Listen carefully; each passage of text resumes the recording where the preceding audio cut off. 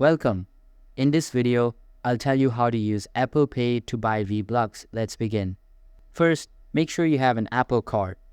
This card includes all necessary details like the card number, expiration date, and CVV, just like any regular debit or credit card.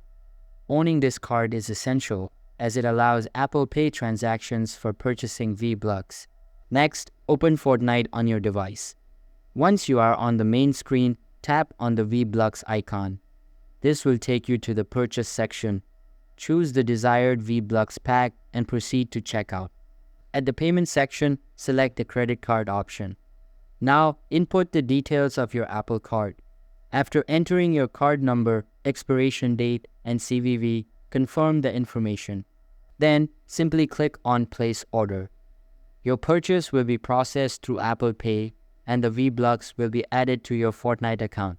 This method works efficiently as long as your Apple Pay is active and linked with a valid Apple Card. It offers a secure and fast way to buy in-game currency without any hassle. That's it for this video. Thanks for watching.